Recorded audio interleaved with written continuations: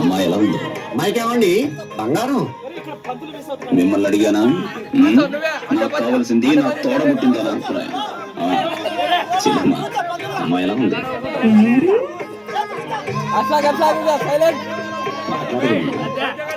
నేను కొన్ని టెస్టులు చేయాలి.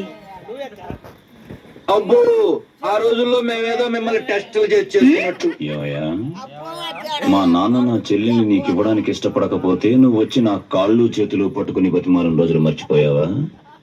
10 మందిలో చెప్పమంటావా? అదేంటి బావా, నేనేదో జోక్ చేస్తే. నువ్వు టెస్ట్ చేయమ్మా. అలాగే. ఇదిగో అమ్మాయి.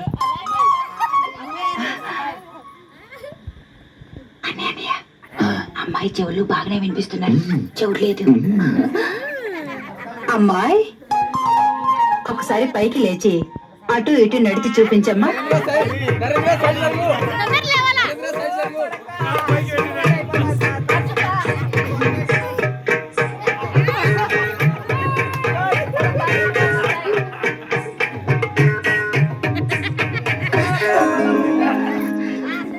ఇక చాలే అమ్మా, కూర్చో.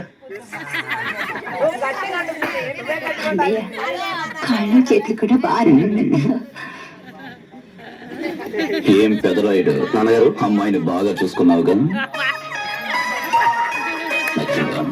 నాకు నచ్చని ఉంది నాన్నగారు, మీకు అత్తయ్య నచ్చితే చాలు. శభాష్.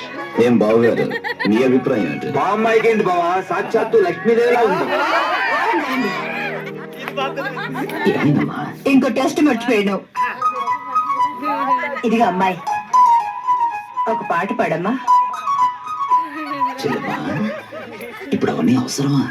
నువ్వు ఊరుకోండి, నీకే తెలీదు. మోకుతో మంచిదో తెలుసుకోవద్దు.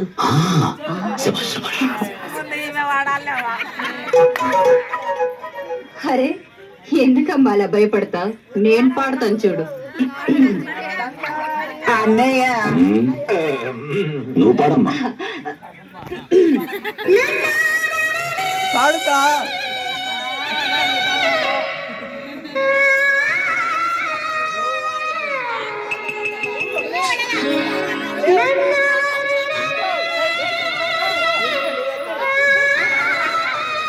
శభాష్, బాగుంది. కాస్త నవ్వుతూ పాడమ్మా. ఎందుకే ఆ పిల్ల ప్రాణాలు అలా చేస్తావు? మీరు ఊరుకోండి, పళ్ళ గురించి ఎలా ఉందో తెలియదు. నువ్వు పాడమ్మా.